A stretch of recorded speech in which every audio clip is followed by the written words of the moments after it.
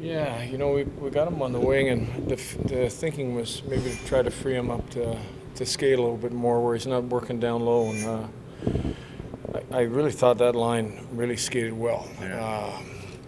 Cuzzy really skated well. I think the Zucks got himself in the right spot, but I think Tomer, more shots.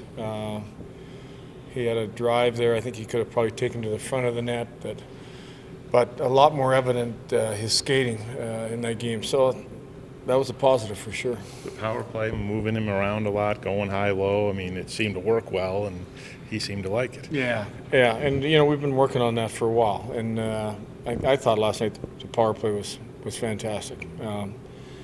It was an opportunity for us to use it to make a difference in the game, and it was making a difference. And they made some great plays. They had some great recoveries. They solved the pressure. And I think if we can continue with that look, it can be a dangerous weapon for us.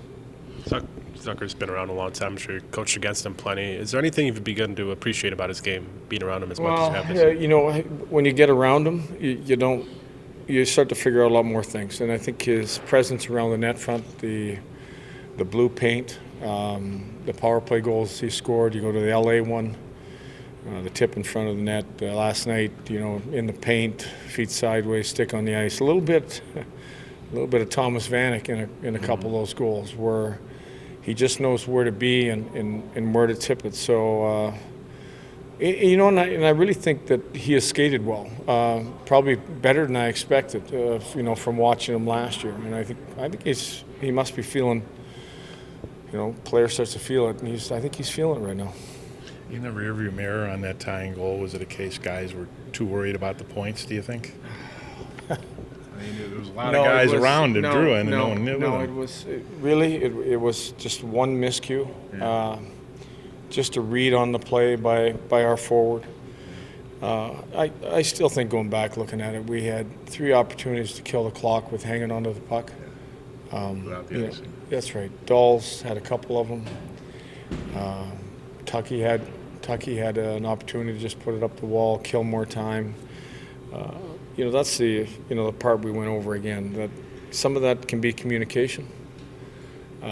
Some of that is just the belief that we had such a good game going that to continue to play. There was no reason to start throwing pucks away because our puck possession was probably as good as we had all year long, and we had them frustrated through the neutral zone. We weren't giving up anything.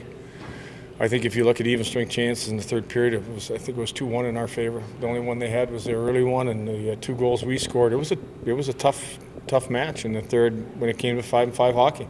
How do you avoid that game having a cumulative effect, sort of like the first Colorado and Detroit game seemed to have? Yeah, again, I think we dealt with it this morning again. You went through it piece by piece, and I think if you show good players too much respect, they're going to make good plays. I thought from the drop of the puck, we should have been sprinting places. We should have been sprinting to the point, making them make the next play. Even when the puck went in the corner, got to the yellow, it should have been just an all-out. I mean, we're good with pressure penalty killing.